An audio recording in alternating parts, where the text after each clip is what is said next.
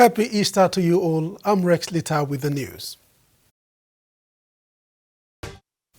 Catholic faithfuls around the world joined in unison today to observe Good Friday through the Passion Walk. They recited the 14 stations of the cross depicting the death of Jesus from the time he was arrested to the time he was laid in the tomb. In PNG, the stations of the cross in the Port Moresby Archdiocese remain by far the biggest in the country, attracting hundreds every year who brave the scorching heat of the sun to walk hours singing, praying and meditating.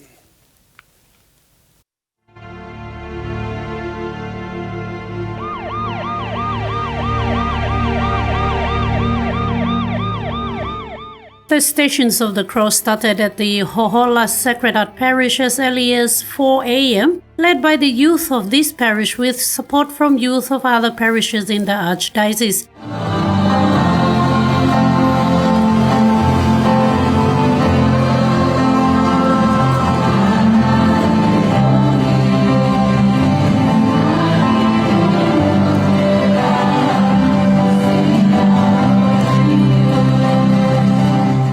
As is the tradition, the different stations were set up in different locations within the identified route, with the 14th station depicting the burial of Jesus hosted at Baroni village, where the walk also ended. Joseph bought a linen straw, taking him down, wrapped him in a linen straw and laid him in a tomb that had been cut out of the rock.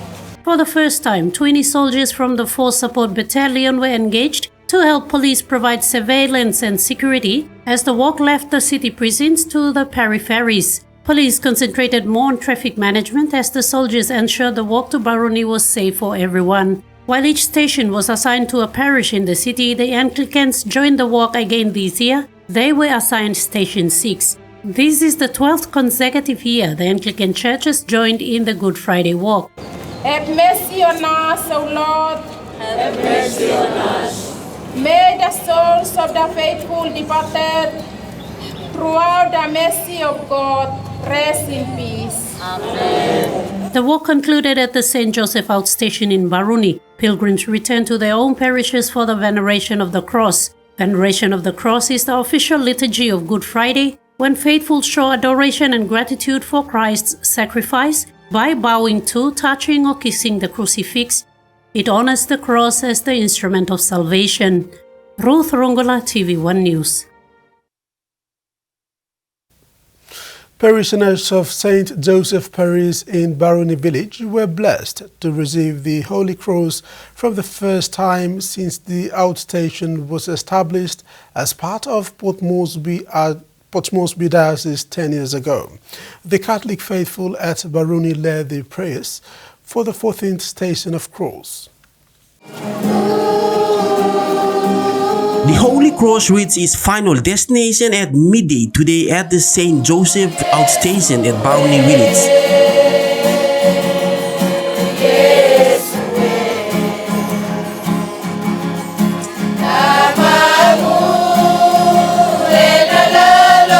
The 14th station of the cross concluded this significant Good Friday event. Parishioners in Baroni were blessed to receive the cross for the first time in the Stations of the Cross in Port Moresby Diocese since the establishment 10 years ago.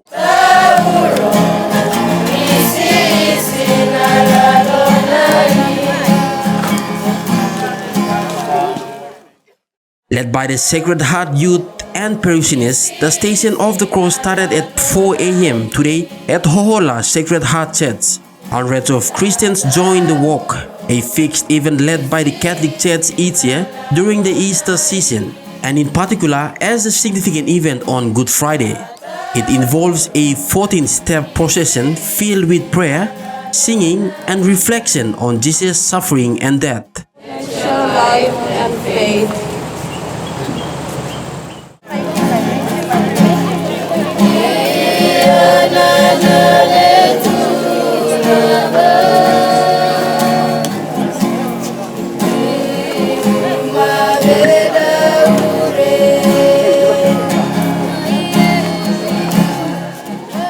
The Holy Cross reached Baruni today at midday after 8 hours of walking.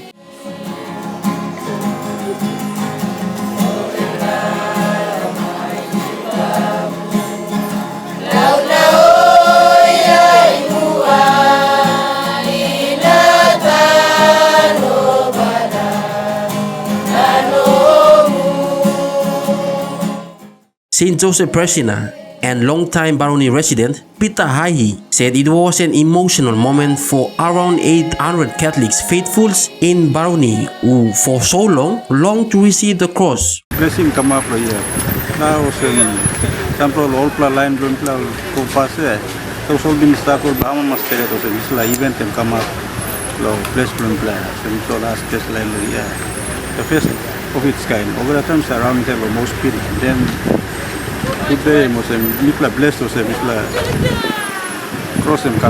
the Holy Cross stays with the St. Joseph outstation until the 2027 Easter, where it will move to the next parish through the Stations of the Cross. Michael Tamtipais, TV1 News.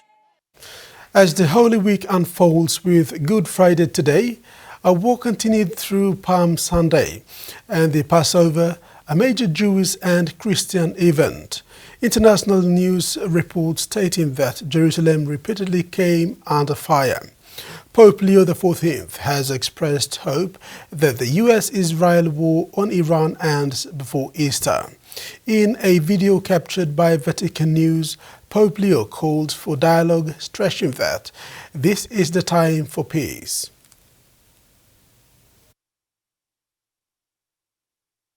Escalating the Middle East, do you have a message for the leaders of the US and Israel, President Trump, at this time?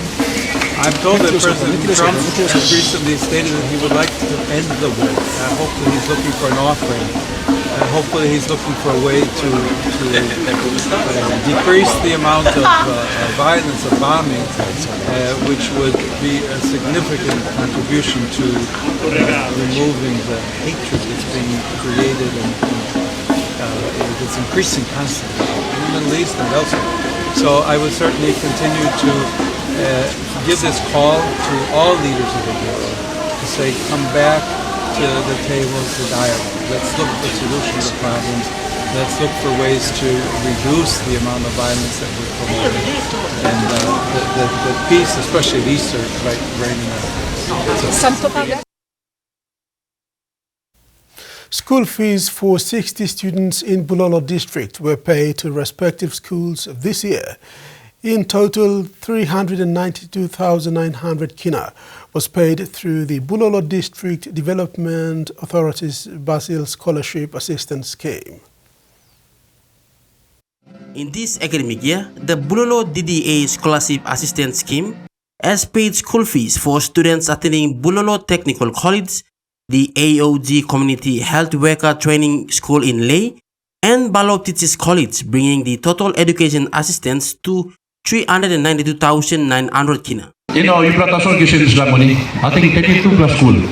You primary school, or you high school, or you secondary school, and Okataman the same amount of money, 50,000. I was helping the district working classroom. You may not talk teacher's house, you may not talk fence, you may not talk road, you may not talk water supply, you may talk classroom. DDA Chairman and Bulolo MP Sam Basil Jr. said supporting students at Bulolo Technical College is timely. With the upcoming Wafi Golpu project, they will need a skilled and technical trained workforce. He said investing in its students now, they can be better prepared for such employment opportunities. With the increasing demand for technical expertise in the development of Bulolo and the country, the district will also partner with the National Polytechnic Institute of PNG to further equip Bulolo students with practical technical skills. Mr. Senator Frank and Dr. I must tell you, we are giving about $250,000 on the next line, not staff, school staff. Now, I said, we are giving one plug-in. No, CHW, look up next. So at the beginning you go to school, look up next too. Or go come up teacher. Okay, tomorrow go see, we will give him school fee, low line low. Bulolo Tech. Bulolo Tech na ba mika join Polytech to come inside. The Bulolo MP announced that the DDAS also approved 1 million kina this year for Bulolo Technical College to construct a new 4-in-1 lecture facility. He said also the district will pay school fees for students attending the MRA Alluvial Mining School in Wau, highlighting the importance of formal training given the district's extensive alluvial mining activities. Michael Tamtipais, TV1 News. Walk the Talk Association Inc. and the Gaba Gaba Flexible Open and Distance Education Center in Rigo District, Central Province, have signed a partnership agreement to give young people in the district a second chance at education. The agreement was formalized on Thursday, April 2nd, marking the official launch of the Food Support Program that will assist 84 students across the district. The education partnership between Walk the Talk Association Inc. and the Gaba Gaba Flexible Open and Distance Education Center will provide financial assistance to students doing upgrade and matriculation from grades 7 to 12. Students now have an alternative in continuing their education. President of Walk the Talk Association Inc., Vera Raga, described the agreement as a positive step towards improving access to education in the district. He said many young people miss out on these opportunities. It's a momentous occasion because it demonstrates an outreach to the ones that have missed out on education opportunities. Education does not stop and keeps going until we close our eyes. So education is a must. Being educated provides a pathway for further integral human development, and with being educated also enables us to be empowered. Students who attended the signing ceremony said the program gives them hope and opportunities. The Gaba Gaba food agent also welcomed the partnership, noting that it will strengthen efforts to reach more learners in the community. The partnership is expected to open doors for young people in Rigo so they can contribute meaningfully to their communities. This is the first time Walk the Talk Association Inc. has entered into a food financial assistance partnership. The association has been focused on supporting the Rigo district in sustainable living programs. This is TV1 News. We'll bring you the day's other stories when we come back. Stay with us.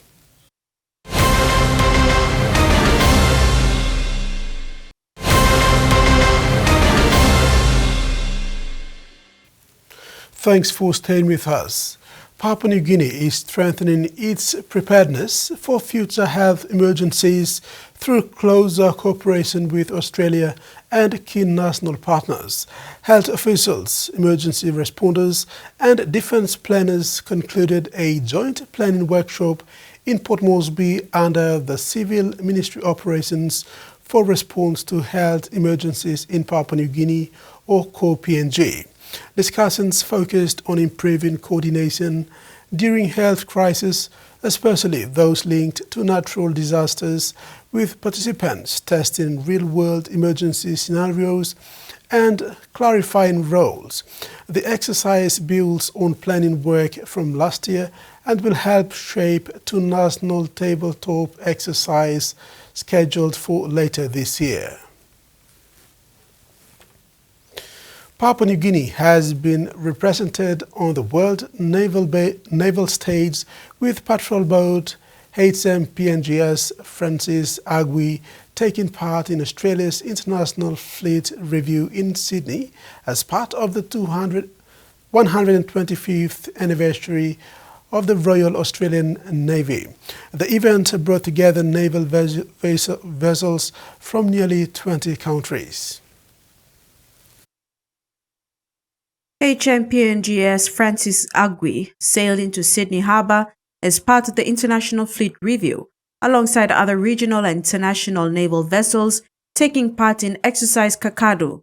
The fleet entry was accompanied by a Royal Australian Air Force aerial display and a ceremonial gun salute, marking one of the most significant naval events in the region. commanded by Lieutenant Siegfried Bartley, HMPNGS, Francis Agui is one of 4 Guardian-class patrol boats in the Papua New Guinea Defence Force Maritime Element Fleet. The vessel was gifted to Papua New Guinea by the Australian government in 2021 under the Pacific Maritime Security Program. PNG Defence Force Chief Rear Admiral Philip Polewara was in Sydney to witness the patrol boat's participation. This year's review saw 31 ships from 19 nations taking part, including Papua New Guinea. HMPNGS Francis Agui will return to Papua New Guinea following the conclusion of Exercise Kakadu. The International Fleet Review highlights PNG's ongoing maritime partnership with Australia and its role in regional security cooperation. Jasmine Rojak, TVWAN News. Acting Director Public Health for Autonomous Bougainville Government, Laurencia Kumis, said that the ABG has WASH Improvement Strategic Plan 2024 to 2029 for Bougainville. However, implementation has not started because of several challenges. Supported by European Union consultants, the strategic plan was developed and launched on September 29, 2025. The strategy aims to align with PNG WASH Policy 2015 to 2030, addressing the decline in safe water accesses and hygiene infrastructure. It treats WASH as a critical big development agenda for the region. NCSL has paid out 17.6 million kina in interest to its members, following a strong financial performance in the 2025 financial year. The member-owned financial institution recorded an end-of-year profit of 15.4 million kina, allowing more than 165,000 members to receive a 6% return on their savings. Of the total payout, 11 million kina in bonus interest was credited this week to members' general savings account on top of 6.6 million kina already paid during the year. The interest applies to both general savings and poorer accounts. Fish farmers of Sirinumu in Central Province raised tilapia for self-substances to eat and sell for profit. This activity will upscale after the launching of the Sirinumu Commercial Tilapia Harvest Program by the National Fisheries Authority. The National Fisheries Authority marked a significant milestone in Papua New Guinea's inland aquaculture with the official launch of the Sirinumu Commercial Tilapia Harvest Program on Thursday, April the 2nd.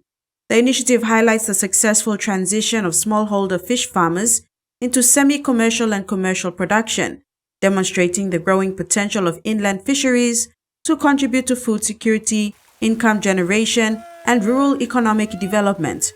NFA Managing Director Justin Ilakini said the program represents a major step forward in strengthening aquaculture value chains in the country. He said targeted support and partnerships can empower our local farmers to move from subsistence to commercial production. The Sirinumu initiative shows that inland aquaculture has the potential to significantly contribute to food security while creating sustainable livelihoods for our communities. Ilakini emphasized that NFA remains committed to supporting farmers through technical assistance, capacity building, and market access. The launch included farm visits, a symbolic harvest demonstration, and engagement with local farmers who have been directly involved in the program. Ilakini acknowledged the role of local communities and stakeholders in driving the success of the project. He said the program belongs to Sirinumu farmers and communities. Their commitment and willingness to adopt improved practices is what makes programs like this successful. Jasmine Rojak, TVWAN News. We apologize that BSP is unable to provide the report today as they are closed for the Easter period. We will bring you the report on Tuesday 7th. Stay tuned. TV1 News continues after these short messages.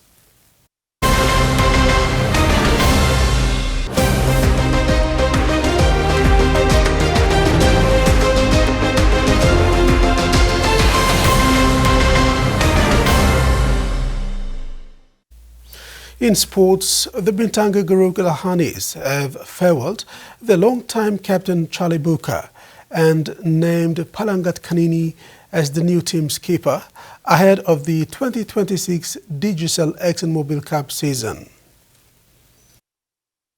Chief Executive Officer of Group Lahanis, Simon Sia, was amongst 12 franchise club officials and captains witnessing the launch of the Digicel ExxonMobil Cup season 2026 at the Gateway Hotel recently. Sia provided insight into club's training and preparation for the season. She also revealed the new coaching team and player leadership. Management has changed, coaching staff has changed, players has changed, so big changes with the Lahanis team this year. We are focusing on discipline. So that's what we are focusing on this year. It's not just how well you can play, but how disciplined you are on and off field. This is the direction the Lahanis is moving in. So Sia thanked Booker for his strong leadership and years of service to the club. She said the team was honored to have him lead the side for many seasons. So we really thank Charlie for his service, integral part of the Lahanis, but we are now moving in different directions. So we wish him all the best in his career with another team. Simon admitted it was not an easy decision to release senior players, including Booker. However, she said the club is now confident Palangat Kanini taking the club forward. Stepping into Charlie's shoes, Charlie's been a veteran with the team for very long, but I know he has the capabilities and we are behind him all the way. So. Kanini's appointment comes as the Lahanis look to rebuild with a young squad. The club has recruited strongly during the off-season, bringing in fresh talent to strengthen the team. Rexley. The Baroka Motors Isuzu Men's T20 Smash Championship champions Kasawari's captain Lega Siaka has led his side to an unbeaten championship round while sweeping the tournament's top individual awards. The 2026 edition of the tournament concluded in a thrilling finish, 110 for 4 over the more fancied Mariners, 108 all out in 19 overs. The 33-year-old cricketer Lega Siaka has over 10 years of experience in domestic and international cricket, playing with the PNG Barramundis. Combined leadership and performance to guide the Kaswaris to victory, winning all 4 of their fixtures, including the grand final on Sunday, March 29 at Almini Park. Lega Siaka's outstanding campaign earned him Player of the Tournament and Best Batsman awards, presented during the grand final ceremony. He started with the bat scoring 161 runs from 4 innings, an average of 53.67 and a strike rate of 137.61. Batting in the top order, he scored 7 hit and 7 of score 6, including top score of 58, and played a key role in the Kaswaris innings. Look, we've been trained day in and out, like coach been on our feet and tell us do the basic stuff and do the hard work in the net. So we're trying to bring them into the game, try and become a winning match running and make for my mind trying to become a top highest score on this tournament. So I achieved it. Once again, thanks to the coach and the players. Under 120 is good total for us to chase down. So yeah, we achieved it. So I'm proud to the boys. Thanks to the boys. Siaka had earlier set the tone in round 2 on Friday, March 27, contributing a match-winning all-round performance to secure a 19-run victory over the Madmen. The Kaswaris posted 116 for 6 before bowling out the Madmen for 97 in 91.1 overs, with Siaka's performance earning him Player of the Match.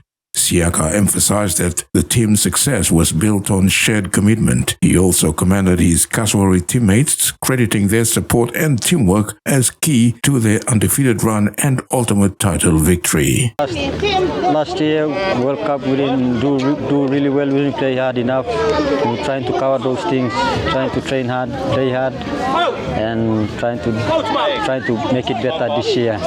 Now a seasoned campaigner, Siaka is using this latest success as a platform to push for a return to the national side, setting his sights firmly on the Barramundi. Pretty sure I'm trying to work hard and show the coach I can do it in the national team also. Terry Longwood, TV1 Sports.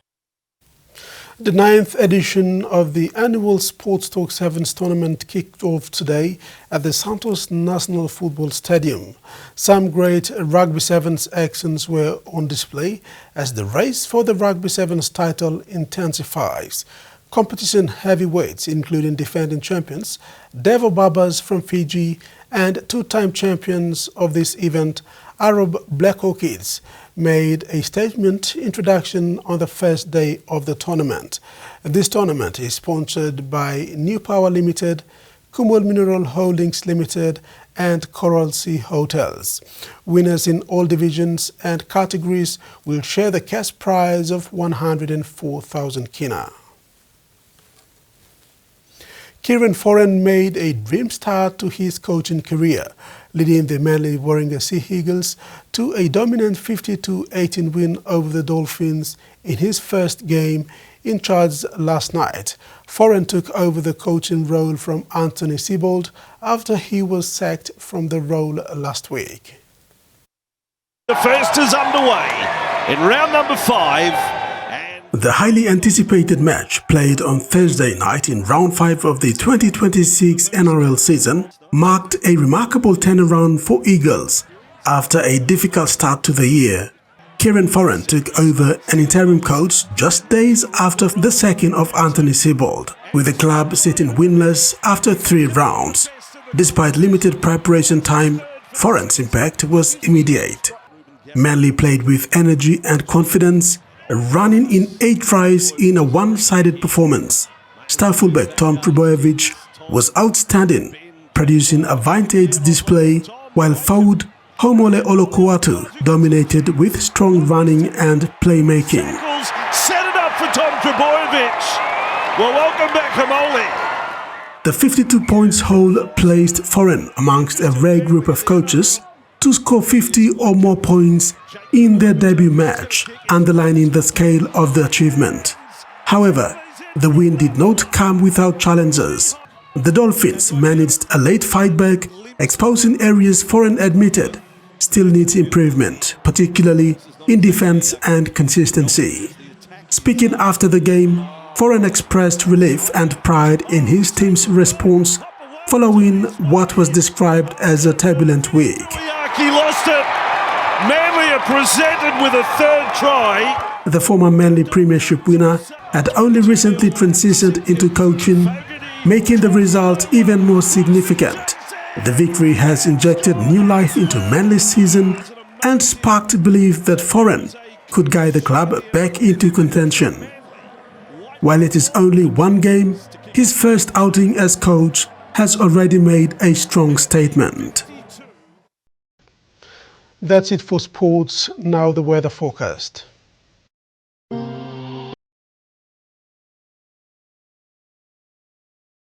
Regional forecast. Southern Port Moresby, Kerama and Alotau, cloudy periods with some rain showers. Womase, late cloudy, few showers. Madang, cloudy periods with some rain showers and possible thunderstorms. New Guinea Islands, Kokoporo, Baul and Kimbe, cloudy with some rain showers and thunderstorms. Buka, rain showers and thunderstorms. And Highlands region, Mount Hagen, Goroka, Barnes and Kundiawa, cloudy at times with some rain showers and possible thunderstorms.